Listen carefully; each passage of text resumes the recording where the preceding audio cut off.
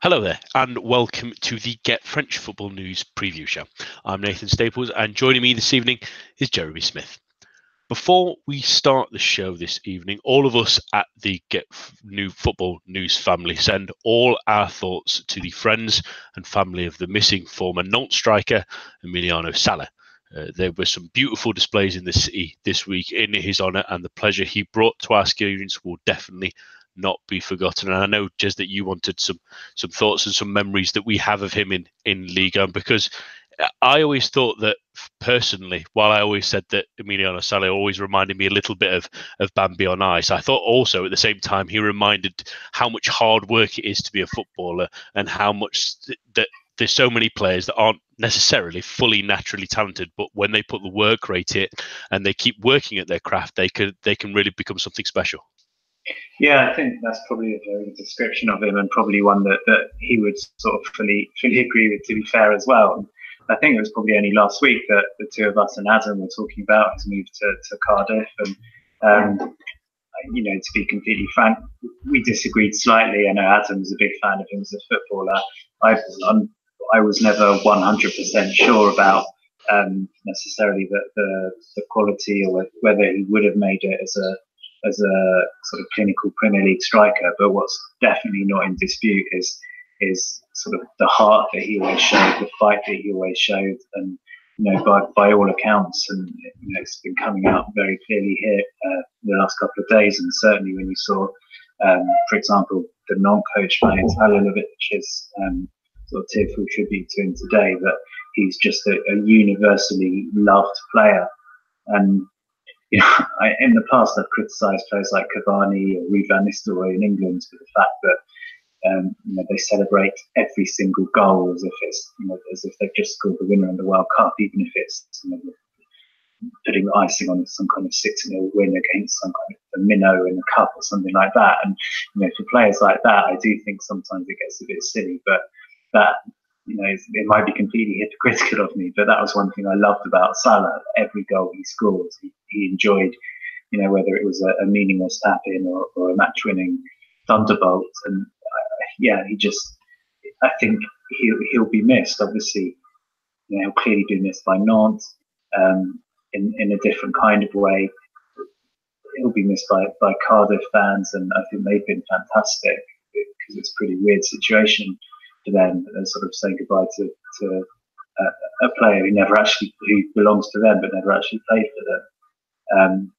But the way that the whole footballing community has come together really shows how loved he was. And you look at his footballing trajectory; he was brave enough to leave home very young to try to chase his dreams.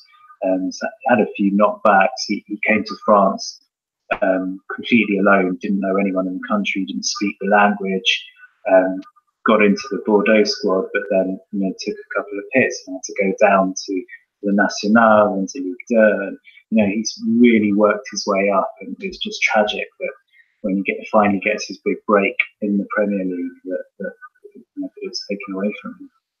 Absolutely, he had those spells in Ligue 2 and at Caen from memory as well, and like you say, the sort of outpouring from the likes of Ranieri in his press conference with Fulham, and the photos beforehand with all his teammates as well. You can see the appreciation that he had, and that fantastic story on I think I've only really seen it on our website with Valentin Varda and his father, who they stayed with when he was doing his education at Bordeaux, and how popular he became there, and how proud the team were there of his improvement as he was going through through the sort of Nantes movement, and even at Caen, because they never really felt like he'd given the chance at Bordeaux. But a tremendous loss in it at that point earlier today, where they have sort of made the incredibly tough decision to sort of call off the search. They've done all they can, and the slight hope remains, but our thoughts are with everyone about Emiliano Sala. He will truly be missed. We'll head on to the latest headlines now for you. In Liga, Nîmes bounced back from defeat in their rescheduled midweek fixture against Angers, winning 3-1. Clément Desprez scored twice for Les Crocodiles as they moved back into 9th position, while their opponents remain in 15th. The French Cup continued as well from Tuesday, and the big shock came as Metz beat Monaco 3-1, which has spelled the end of Thierry Henry's spell in charge. Reports are believed that Leonardo Jardim is in Monaco at the moment and could be retaking the reins. Elsewhere, Toulouse needed penalties to overcome Reims. Lille and Guingamp both squeezed through on Tuesday, as well as Lyon Duché and Villefranche-Beaujolais. I'll make sure I get these team names right. Kept their fairy You've been drinking too much, Beaujolais. Yeah. Their fairy tales alive. On Wednesday, Viry-Châtillon came back down to earth with a thump, really, as Cole won 6-0. Dijon won a real barnstormer against Saint-Etienne 6-3, while holders Paris Saint-Germain overcame Strasbourg 2-0. In the later game this evening that has only really just finished, Lyon have dispatched with Amiens 2-0, while the other qualifiers include Rennes, Orléans, Troyes, Bastia, and Vitre. And there has been a draw as well that's happened just before that game kicked off earlier this evening, with the big sort of standout fixture being Villefranche, but the team that I don't want to pronounce again, hosting Paris Saint-Germain, which will be a terrific game for them. In transfer news, Mario Balotelli has also completed his move from Nice to Marseille. The contract will run until the end of the season. And that's all for now. But for all the latest in the world of French football, head on over to our website at www.getfootballnewsfrance.com and follow us on Twitter at GFFN. We'll start tonight, really. There's only one place to start, Jez, with the big news. And it's sort of interlinked with the midweek fixtures, because that was Thierry Henry's final game in charge of Monaco, and something we'd speculated a little while. But focusing on the game first before we come on to sort of the news on Henry, it was your side that dealt the final killer blow. And it can't be said that they were trying a weakened team in a cup game to try and get past, because looking at the squad, it was all first team regulars, really. Henry gone out to win this match, but losing in this kind of manner, even to a team that like Metz, who are doing really well in Ligue 2 this season, it feels like it was the right kind of final body blow. I think so, yeah. It's a bit like the Strasbourg match the other day, in that possibly the score didn't entirely reflect the performance. And certainly in the first half, Monaco had most of the play, and actually it was Mess's, for the most part, second team rather than Monaco. So it should have been an even bigger advantage for the Ligue team. Possibly. I mean, I personally still think it's a very premature decision. But yeah, when your first team is losing at home to a Ligue 2 team's mostly reserve team, then things aren't right. And maybe you could say that it sort of summed up parts of Henry's tenure, in that Metz, if I can say it as a fan of theirs, although they're top of the league for a lot of the season, they've not been playing good football. They've just been solid and hard to beat. And when you've got, when you're beaten to 3 goals, 2 of them are sort of, brilliant first-time shots into the top corner, and the other one is a really intricate team move that I don't think Metz have come out with since 1998. Then everything seems to be going against them at the moment. On the other side, I suppose now they've got their Coupe semi-final, and now they can really focus on Ligue 1 survival as well. But I think it's a really sad end for Thierry Henry. There's no doubt that you can put some of the problems down to him, but I'm not sure. I still think he was dealt not a tough hand, because he chose to take the job, but he did not take an easy job on. And it's Leonardo Jardim gave an interview to Ligue this week in which he said, 8 matches into the season, I felt there's no doubt. While he was still manager, he said he definitely couldn't see them finishing in the top 3, and he looked at his squad and felt he had a squad that was going to be lucky to survive. Up till now, Henry is 20 matches in, but for the most part, he's been playing with that same squad. And even with players like Naldo and Fabregas that he's brought in, effectively Naldo's only really played one match. There was one that actually wasn't able to play. There was another, the one against Strasbourg, he was entirely wrongly sent off after 6 minutes. Fabregas obviously is going to take a while to get into the swing of things as well. So I feel like it's not entirely fair that Henry hasn't been given a chance with this better squad that they're hopefully building this month. But, obviously on the other side, I don't know why I keep saying, on the other side of it, you have to, if they give him too long and too much of a chance and he doesn't turn things around, then by then they could already be cut adrift. But if they've got Dijon coming up this weekend, if they were to win that, they'd be out of the relegation zone. So it does feel like Henry hasn't been given the chance. And I think that we know that he's always had a sort of a big ego on him, and that was always going to be the question mark. And there have been various incidents where you feel like he's not really sort of reining it in. He's making it not necessarily more about him, but a couple of times it seems like he's hung his players out to dry. But it is a learning curve for him, and Monaco took the call to bring him in his first role.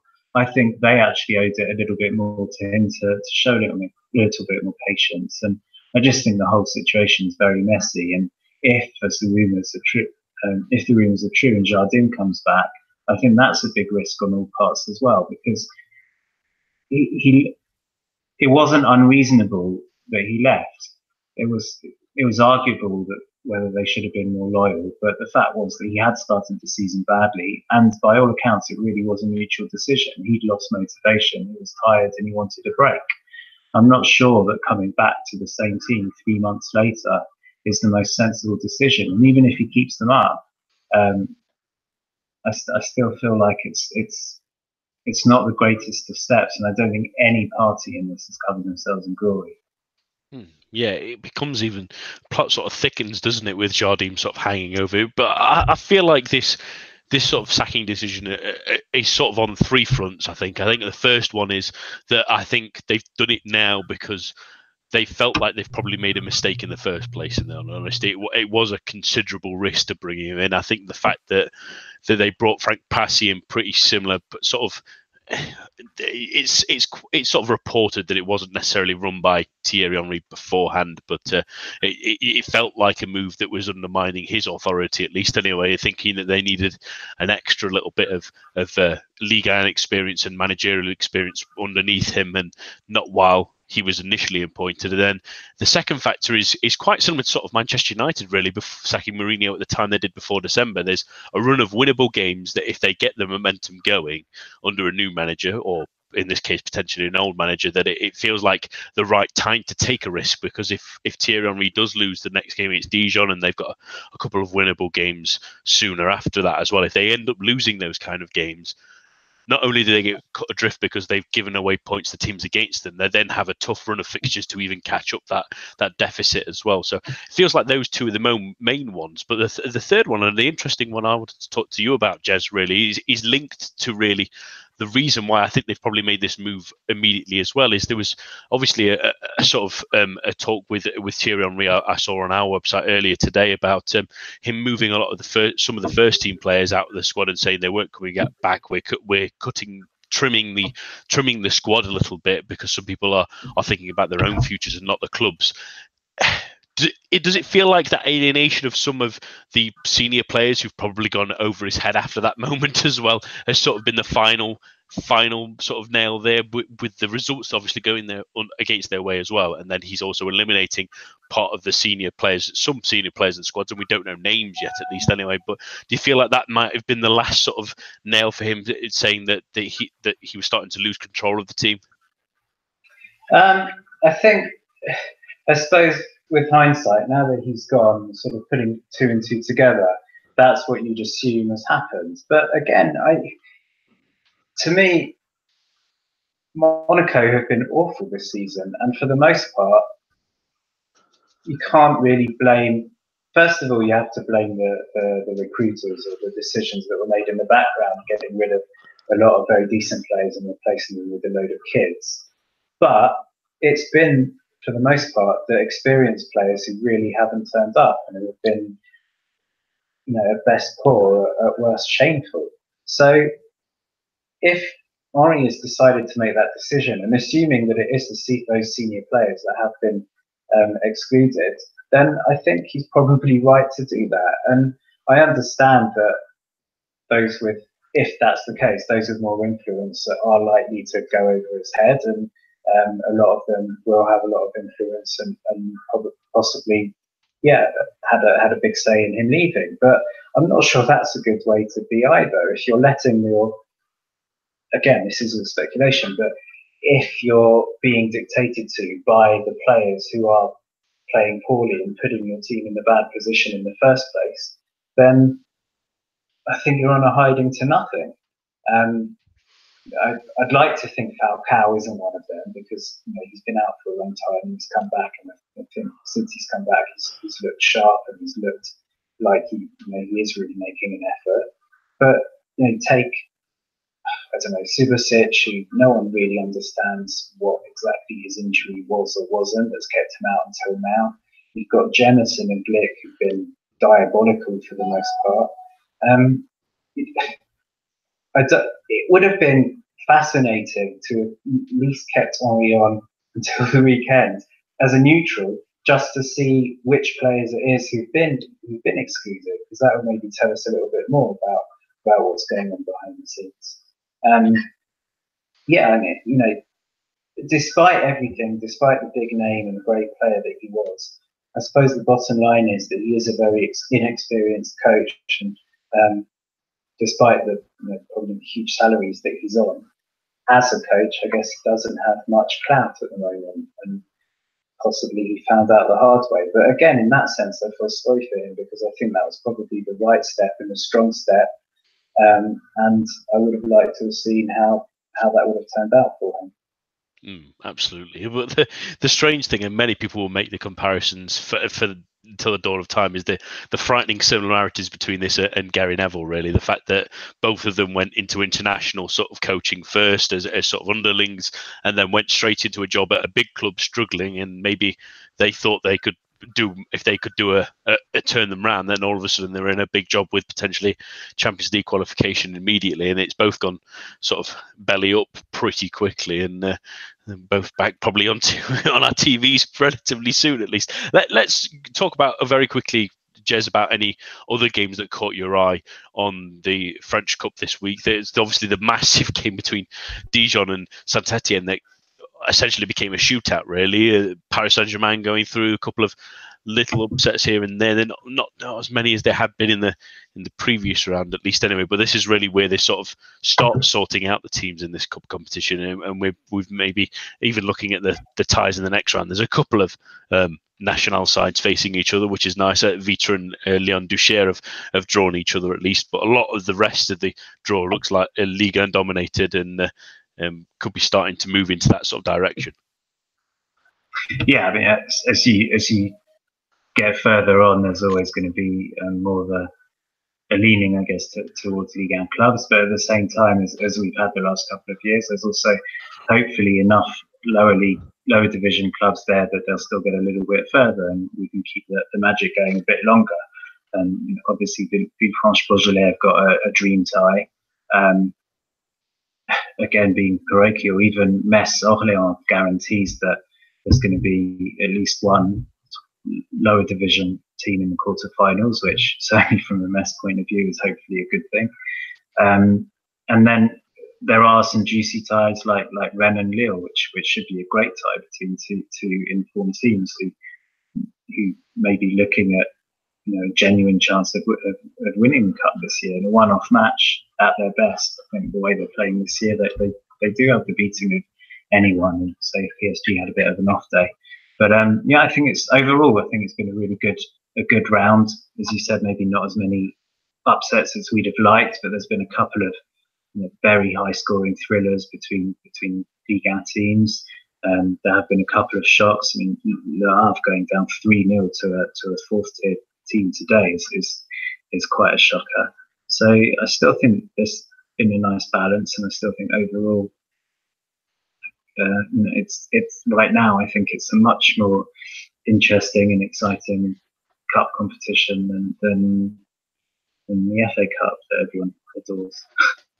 And it's always interesting as well. The one match I'll be watching is the strange one between Bastia and Caen, which would have been a Ligue 1 game a couple of years ago, and now it's a Ligue 1 side versus a National 3 side. So it shows you the difference of what's happened. But great to see them going far, and I'm pretty sure Caen won't be really rejoicing that they're going to have to go to Corsica in that one either. I'm going to mention the game that happened in Ligue 1 this midweek. Obviously, we're still catching up on some of the games suspended on the Gilets jaunes process. Obviously, with the cup games, it's only one this midweek, and it was Nîmes versus Angers. And a pretty good game, to be fair. Again, Nîmes are doing the same as they have done all season, which is impressive with their attacking football. I thought Tioub was excellent, and he showed that in that first goal where he mazes between three players and then lays it off for Dupre to score. And Nîmes just proving that playing attacking football coming from lower leagues are doing the right results again. But I don't know about you, Jess, but we mentioned it a couple of weeks ago that in fact, last week's preview show, didn't we? That Angers were the sort of draw specialists, but we predicted them to beat Nantes, and they did. But at the same time, they stayed exactly where they were, and they've gone back to the drawing board, having lost to Nîmes, and might be still wanting to sort of pull away because they're still not quite there. They're in that sort of 23 mark, which gives them that safety above the five below them that are still really struggling for points. But you'd think maybe with Monaco, with a new manager bounce, or if other results go different ways, then they might be dragged into it. But excellent from Nîmes again to get a nice win there. Let's go on to our previews then, and we'll start with the big one that was coming on Friday night, and big for both clubs really, because Marseille host Lille, and Marseille sort of got kind of out of a funk, can we say, really, Jez? At the weekend, they managed to sneak out of Caen with a 1-0 win, although Caen didn't really put much up of a fight, really, but that's their own problems that we'll talk about a little bit later. But if anything, Marseille fans, and especially Garcia as well, would just be glad to be out of a funk, out of the chance, and then with a possibility going home to the Velodrome against a tough side to try and have a little bit of confidence heading into that, where they need to start clawing back points. Yeah, I think that's absolutely right. It wasn't the most impressive win. It was sketchy 1-0 win away from home. They rode their luck a little bit, but when you're on a bad run, I don't think it matters how you get that win.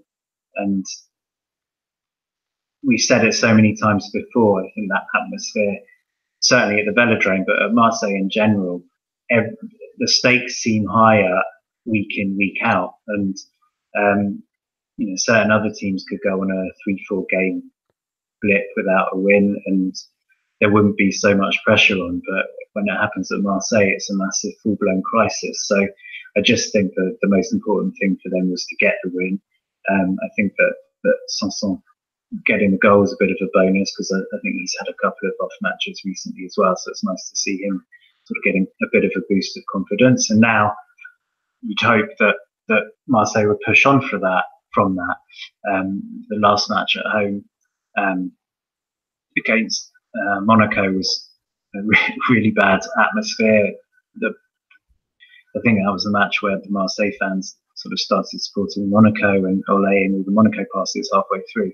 So it takes a lot to turn the Marseille fans back around. You'd hope that off the back of the win, the support will be there a little bit more and maybe push them on. But that's the thing, as I said before, it's such a knife edge there that they need to sort of continue this form and come off that other win and build from it. If they lose on at the weekend, then they're back to square one, and that win was almost for nothing.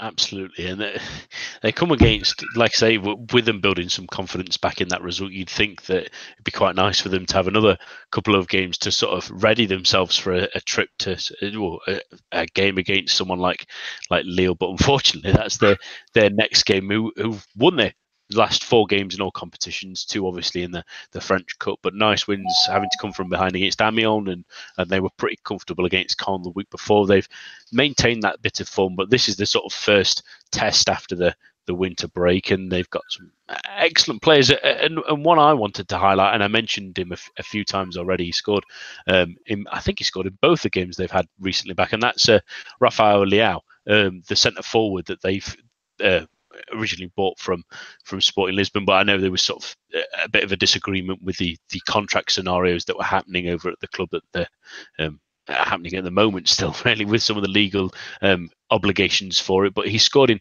in both those games, and I think finally what the good thing about this is, I don't know your feelings on this one, Jez, but it feels like we had that front three, didn't we, of Nicolas Pepe, we had Jonathan Ikone and Jonathan Bamba as well, and they were interchanging nicely. They were great combinations together, but they couldn't quite find the striker in front of them. Either one of them had sort of players almost like a false nine, or Nicolas Pepe would just play straight up front, but he does seem to play better on that wider place. And then Loic Remy didn't really quite work. He seems, in all honesty, a little bit past it. It's sort of not quite at the level he was, and they obviously sold Matiba relatively early, which seemed like a surprise at the time because he was grabbing a few goals for Ledoga, but it must have been the only reason you can see it is exactly what it is now, which is Leao is the one that they're thinking is the one that will be the one for the future, the one that they can make a good profit on because they was well thought of in Portugal, and he's grabbed a few important goals. He's linked perfectly with those trio as sort of a focal point between them as the one they move all around, and he's been really good and someone that is certainly with Nicolas Pepe, we think probably heading away in the summer for not just this second half of the season, but even maybe for next season. Leao might be the name we keep an eye on. Yeah, I think he's looked really good. It was weird, but when he came in, I vaguely remember that he came in, everyone was saying this is the new wonder kid, and then at some point there was a story that it had all fallen through, and he was going back where he'd come from. So it was great that they managed to keep hold of him. And exactly as you said, everyone's been talking about the sort of beefy trio, but Ikone has been an important part of their style of play, but I think has contributed very little, certainly in terms of goals, and just in the pure stats of goals and assists. He's nowhere near as high up there as Bamba and Pepe, and even Bamba, who scored the winner in the cup in midweek, but has also been a little bit quieter recently. And yeah, exactly. Remy has not been the player that we hoped he would. Font, I didn't know much about him before, and I've learned very little more about him now. So that, yeah, I agree that they needed someone who looked a little bit more reliable and a little bit more like an out-and-out striker to support Pepe, who is a great finisher, but as he's proving with his stats this year, is also an excellent provider of goals. So I think that they seem to be working really well together, and he looks a fantastic fight. As you said, it's just sort of starting to crank it up at the moment, but yeah, this next year he could be the main man. Yeah, absolutely. And I'm just sort of reading up on reminding myself of that weird bit of the summer, and like you say, it was because that Sporting, much like they were from some of the other players, were demanding sort of a compensation fee, and they were asking for 45 million euros for him, really. And there was no wonder that it was having a bit of a hold up for Lille, because I know they've settled some disputes, like I know Rui Patricio was sorted, and they're still trying to get some money from Atletico Madrid for Gelson Martins, who might not even be on their books in the near future, and we might mention that in a brief couple of minutes. But yeah, great forward that adds something to them, because like you say, Kone doesn't grab enough goals. Bamba's got a little bit cold after a fiery start, and having someone like that in their team's gonna really benefit. But let's get predictions, and I'll start with yourself on this one, Jez. What do you think the score will be? It's tough on form. Obviously, Lille should be the team to beat, and I do think a lot turns on the first goal and how Marseille's fans react and whether or not they get behind the team. I'm gonna say 2-2 draw.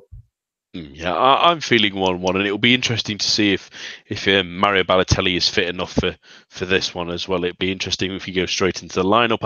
I have a feeling that Rudy Garcia is the kind of manager to maybe hold him back a game or two and use him as a sort of maybe a substitute in this. I think he's already intimated he might not. There's lots of strange things about that transfer, but as far as I know, he's been fit, but he hasn't played for 7 matches, which is a long time out. And I'm guessing he's the type who doesn't keep 100% fit even when he's not playing. So I think it might be a couple of matches before we see him. Yeah, which is funny for a January signing. Those are the exact kind of players you want to hit the ground running if you want to make a difference. And Balotelli might take a little while. So hold on your funny that, sorry, I keep interrupting. It's funny that William Vancker, in order to join Monaco, said that he was happy not to get paid until he played. Whereas Balotelli, there's stories that he's going to get paid extra if he turns up for training. That's kind of symbolic of the player they're getting, I think, more than anything. This one thing it promises to be is explosive one way or the other, which us neutrals will enjoy, but maybe low-end fans will maybe not enjoy the rides or the heart attacks to come, at least. Anyway, on to the real relegation 6-pointer, because we've talked about Monaco plenty today, really, and in fact, our own web Twitter feed are doing plenty on it now, so do keep your eyes on it over the evening, because there is extra bits such as an unnamed Monaco player saying a couple of games ago, Henry yelled he's supposed to be worth €10 million. The entire subs bench heard the message he was sending to the players was very negative, which is not entirely surprising, but sort of focusing more on their opponents really to start off with. Dijon, a good result in midweek at least anyway, showing that they can score goals under Kumbuare as often as they could in the Doglio as well. But as much as we mentioned this is an important game for Monaco, it's a massive game for Dijon as well, because a win here, if they can get it, and they can be pretty dangerous at home, and under new management they have been a little bit better as well, a win here propels them up to 16th with a little bit of a gap, and a 5-point gap above Monaco in where the automatic places would be. So it's absolutely massive for them as well. Yeah, it's a huge incentive to get a result here. And even with the new manager bounce, it hasn't been that impressive so far. And the only 2 wins recently have been in the cup. But a 6-3 win at Saint-Etienne is a huge fillip for them. And going back home straight away after that, they've got to feel very confident. Sliti, who's fantastic on his day, but quite a mercurial player coming off that match with a hat-trick, so he's going to be you'd think in sort of top form. So maybe Henry will be grateful when come Saturday night. He wasn't on the bench for this one, because, as you said, that there's a very good chance that Dijon will pull away from Monaco after this match.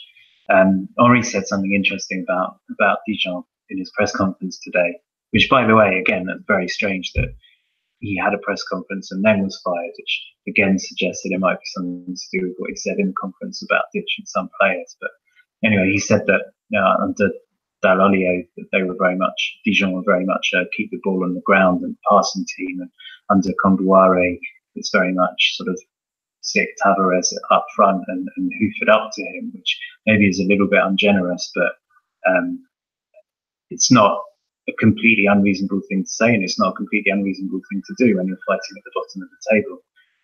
And if they play like that, then the way that players like Glick and Jemison have performed this season, I think they really could be bullied on Saturday night. And Passy, I think, is a good defensive coach, but I think he has got his work cut out to try to keep Dijon out. Yeah, absolutely. With teams closing in around him, and just to sort of add to this, Thierry, there's a great piece with a couple of sources that have been contacted by Goal France, at least anyway, from some anonymous sources, that they're saying he would speak badly to his players as well. He would also make an example of people, and that annoyed a lot of them, giving his haughty impression as if he would not consider anyone else's opinion. So I suppose it doesn't really completely surprise you with the way that Thierry Henry is sort of given his body language in games, his spats at the sideline, the bits in press conferences from dragging out his players to the moment we had earlier this season with Badiashile as well. It all seems to piece together, but there'll be plenty more coming out in the next couple of days, and it's a big game for Monaco to show that their players are worth a damn. If they lose this game, it really puts the cat amongst the pigeons, really, as this season starts to head into the sort of final third, at least, anyway. And just let's get some predictions on this one then. I'll start this time, and I have a feeling that might be just the kick up the backside Monaco need, and maybe a 2-1 win away to a Dijon side that, you just feel like, unfortunately for them, a couple of injuries, a couple of players not quite playing at the level they did last season has sort of killed them off, unfortunately, because they're not quite as strong defensively, really, as well, to be able to manage up with it, really, their attacking intent, at least. Jez, what do you think the score will be?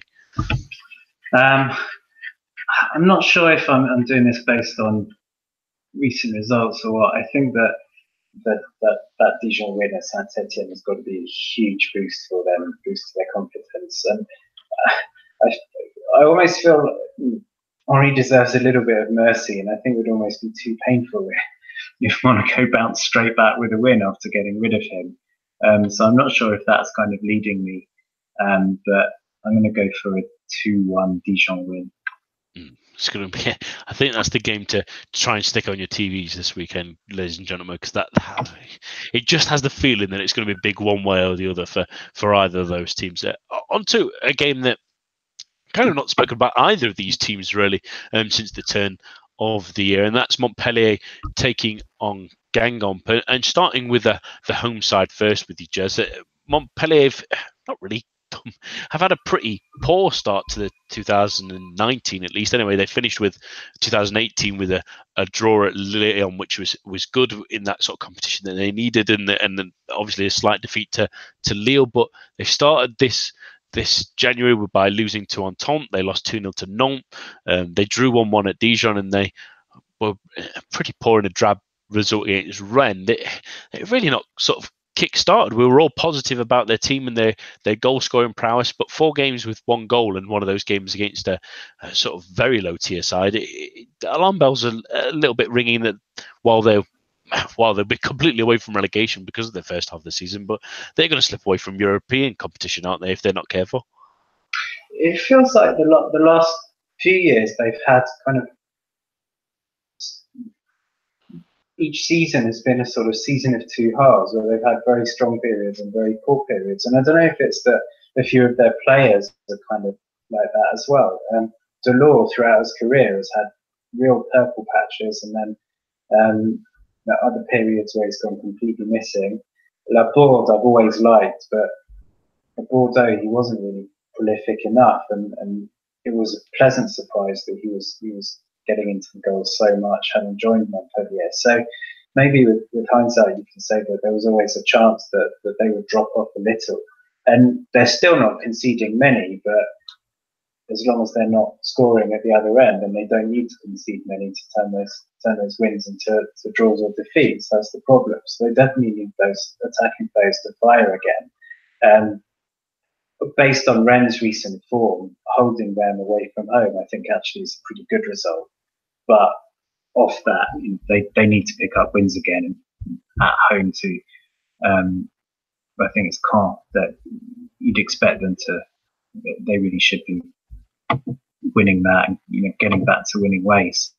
And still, I think it's not impossible that they could still qualify for Europe, but you kind of think that enough of the teams around them are going to maintain enough form to stay up there. So Montpellier have to hope that this is their sort of one poor period of form, and that they can get back to their form of earlier in the season and maintain that for the rest of the season.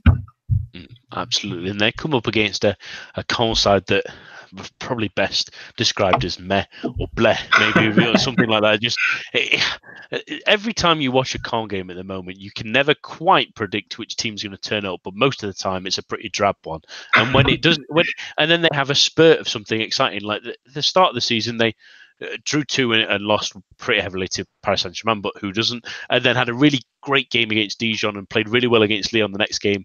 And they dipped a little bit, and then they beat Amiens, and then they went forever without winning again. And they had that little spurt just before Christmas where they drew 2 games 2-2 and beat Toulouse 2-1 as well, and you thought, okay, maybe they are putting up to some results. And then January at the same time, while they've lost 1-0 to Marseille and 3-1 to Lille, which is not exactly outside the wheelhouse, but both the games are at home, and both times it never felt like they were really in the game. Really, I think the Marseille game, they were pretty lucky not to have been beaten by more and didn't really cause any problems at the other end. And against Lille, 3-1 looks a little bit more flattering because Casimir Ninga scored in the very last couple of seconds. Really, they were never really in the game, to be fair. And they've not really spent a lot of money, but they've got a lot of players with Ligue 1 experience. They've got Claudio Bovu, Yassine Bamu, Enzo Crivelli, Casimir Ninga. It's almost like a shopping list of sort of journeyman Ligue 1 forwards, really, and none of them really can seem to score consistently. Even Bovu, who has previously done pretty well, especially at Guingamp, he had that purple patch just as he started, really, where he grabbed a couple of goals, but has gone very silent since. Really, he grabbed 2 in one in week 4, 1 in week 5, and he grabbed a goal in the game against Angers in week 15. And since then, he's been relatively quiet, and they just need someone consistently scoring goals. But this happens it's very similar to, like you said about Montpellier, that they sort of have half seasons almost. It can almost have like moments where they go on a little game run where they start to just about get out of contention for relegation and then slowly drop back in. But it just feels like that your luck only lasts so long in any division, really. And this next sort of run of games for them, February, they've got Amiens, Nantes, Strasbourg and Toulouse after this Montpellier game, and then you look at the games.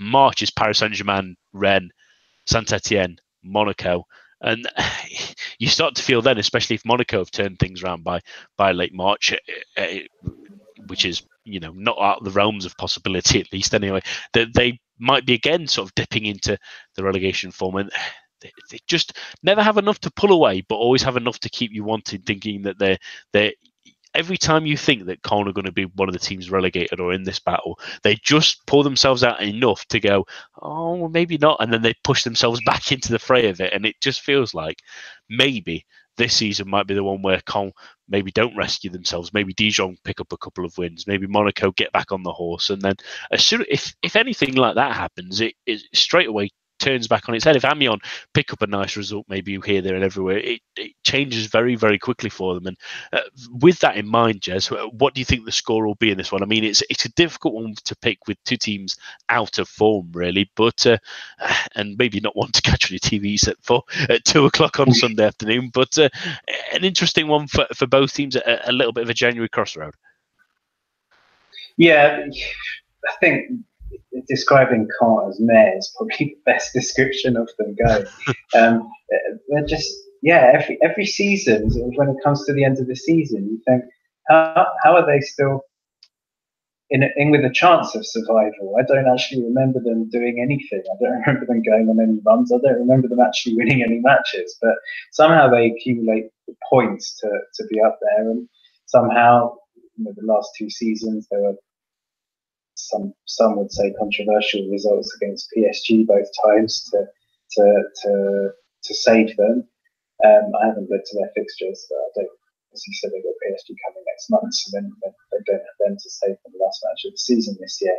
On paper, I would say that certainly Dijon and Monaco, and probably Guingamp as well, are stronger teams. And I was going to say I fear for Caen, but I think, as you said, it's not a very nice thing to say, but it does feel like maybe it's time. They run out of chances. I'm not sure what they bring to the division in particular. Again, as you said, the next 5 matches you feel are pretty crucial because they go on a tough run after that. And once they come through those matches, it might be a little bit too late. So I really think they need to somehow get a decent haul of points from the next few. But I'm not sure it's going to be on Saturday because as patchy as Montpellier's recent form has been, they're still strong in defence, and I'm just not sure that, again, you put it very nicely, that constant collection of journeyman strikers are up to it. And I think if Montpellier are even close to the top of their game, they're certainly not going to concede, and they should have enough quality to come up with a goal or two. So I'm going for a 2-0 Montpellier win. Yeah, I'm thinking the exact same route, Jez. It feels like a nice sort of game for Montpellier to fall into after a couple of tough results. And sorry, anyone who does support Caen, but they do feel like the sort of cockroach of Ligue football that just we can never quite swat away or make something change about them. If only they were just a little bit more entertaining. But look at some of the teams further up. Look at what they're doing.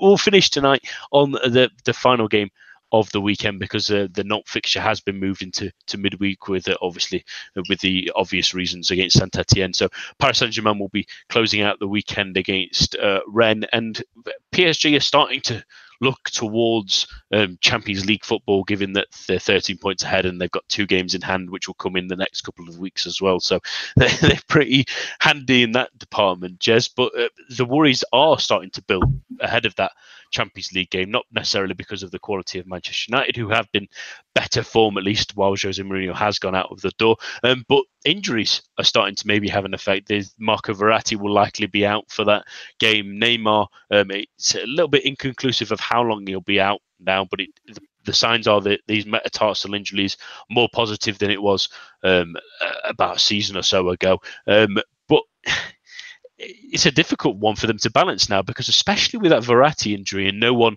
coming in, and Frenkie de Jong now confirmed to be going to Barcelona as well, kind of need midfield cover, well, yesterday, really.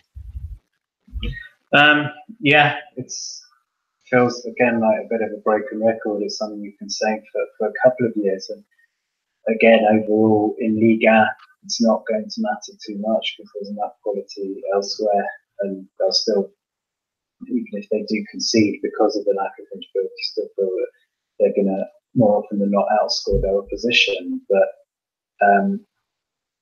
it's not the 3 easiest matches coming into the Man United match. You've got Rennes at home this weekend, then away to Lyon, then at home to Bordeaux.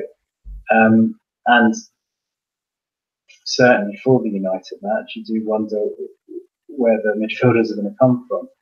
It looks like Paredes is going to come in, and there's constant rumours about Gay and/or Allen and/or Ligue and/or Doucouré, but I don't know how all of this fits in with FFP, and I guess that's a separate question.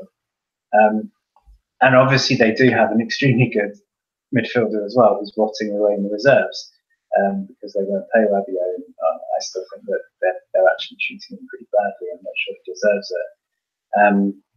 So that, yeah, things aren't entirely rosy there, but just from a Ligue 1 point of view, as we saw, I guess, last weekend, they're still so far ahead of everyone else that you think it shouldn't have too much effect on them domestically. And that's the interesting thing as well about the De Jong news as well. Obviously, him choosing Barcelona over Paris Saint-Germain is the interesting thing of maybe, does that leave Rabiot in a bit of a different situation now? Have they got the wages that he's demanding spare enough with Artur there, with Rakitic still there, with De Jong coming in the summer, with Busquets likely to still be staying there, obviously, but maybe having more of a limit, a more separated role, at least anyway, with De Jong coming in as well. It does start to maybe question his future as well, at least anyway. And then maybe he's thinking, or maybe I might have to change my mind and show the second half of the season I can do something at PSG and get moved at least somewhere, because he sort of burned the bridge and made it a lot more difficult for himself, and burned the bridge to Spurs with his comments. You may think potentially, at least anyway, unless he comes crawling back, it does start to expand out there, because as well that's the thing for anyone who's a neutral, at least anyway, is that the fixture between Man United and Paris Saint-Germain looks tasty by the moment, because yes, Neymar might be out for it, but the fact that Verratti's out for it does diminish the quality. But at the same time, at the moment, the midfield looks like it'll probably be Draxler and Marquinhos, one defender and one attacking midfielder, you might as well express. So playing almost without any recognised regular midfielders makes it even more of an attacking game, which we were hoping for in the first place. So maybe keep your eyes on that one. Should Paris Saint-Germain not really bring anyone in before that deadline, but they come against a a Rennes side that have caused them problems in the past, but they've kind of rend themselves again, haven't they, Jez? Really, in recent weeks is maybe the best way to describe it, really. Since the turn of the break, we were saying how great they were doing, and I'm sure Rich was flying on cloud nine, and even after the turn, they won their cup game, but then lost against Monaco in the quarterfinals of the Coupe de Ligue. They won the Breton Derby, but then Gamgon was poor. They didn't really create much of significance against Montpellier unless it was at the feet of Hatem Ben Arfa, which is not the kind of thing you want to be relying on too much. But at the same time, they seem to have slowly regressed into their shells a little bit. Sar's not quite as consistent. They don't look as threatening when it's, again, not at Hatem Ben Arfa's team. I think a few teams are starting to figure out how to defend against them. Sibacho is not quite sort of continued. He scored that goal but just before the winter break, but never really sort of continued that form. He's still struggling.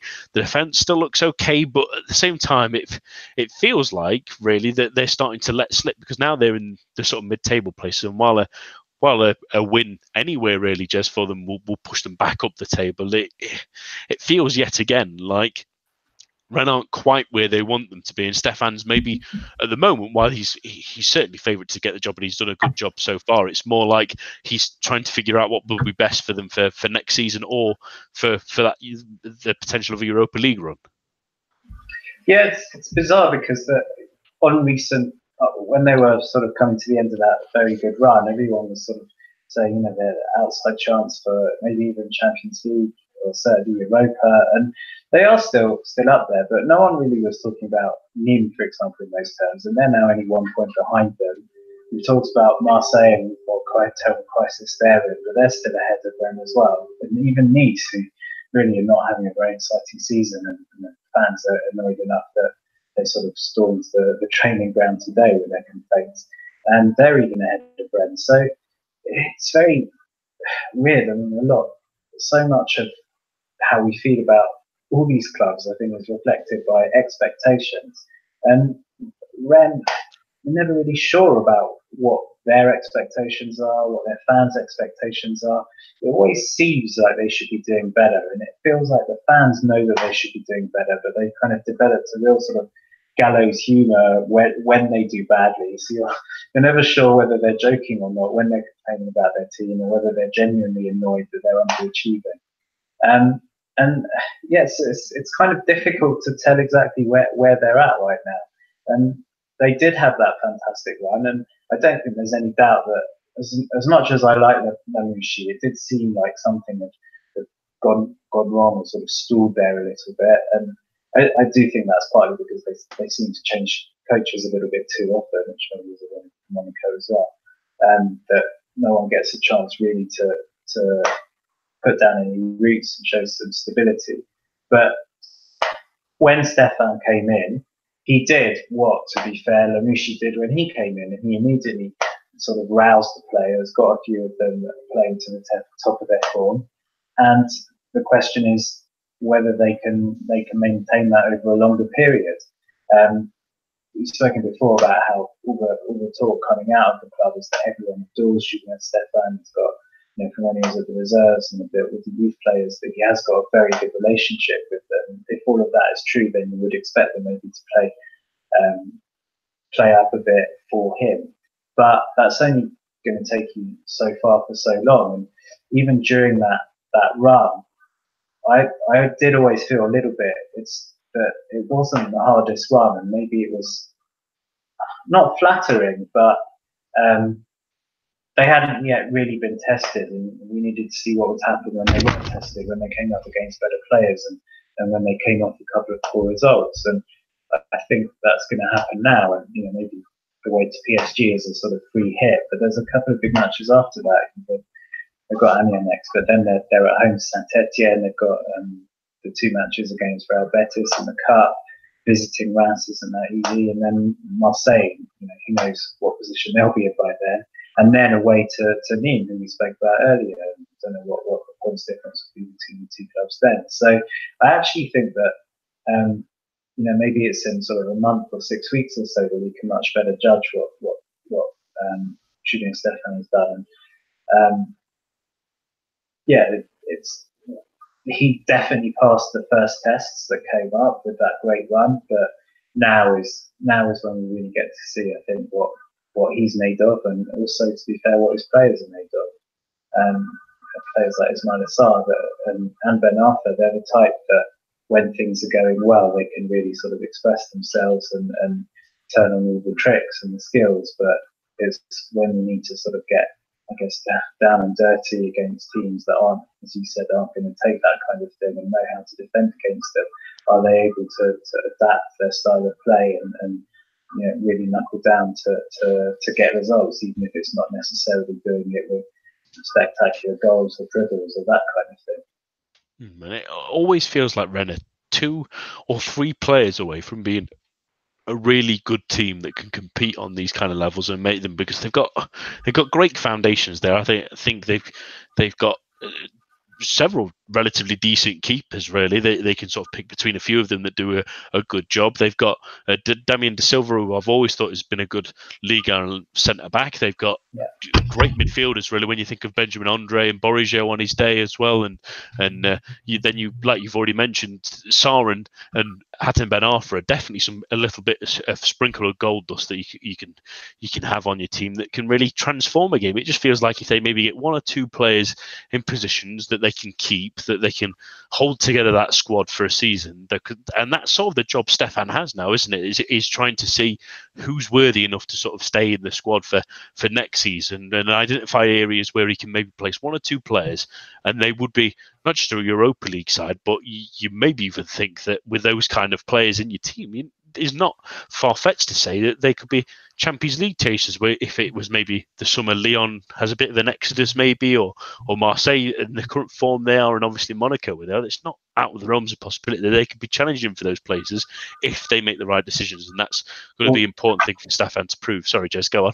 Yeah, no, I think, I mean, that's sort of correct. I think that's always been the problem, that saying that they're sort of 1 or 2 purchases away. The problem is that it's not for want of trying, because every summer it seems like that they have a really big overhaul and sell a lot and buy a lot. And the same as what I said about the coach, maybe they just need to keep the sort of the spine of the squad consistent for a couple of years to give those players a chance really to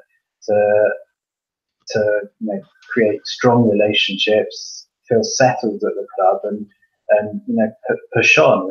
It feels like each season they're changing half their team, and that always means that they're kind of fighting to catch up, I guess. And maybe why the start of the season's never quite as good, and then they start changing their manager. I think maybe they're a club that would just benefit from a little bit more patience all the way through.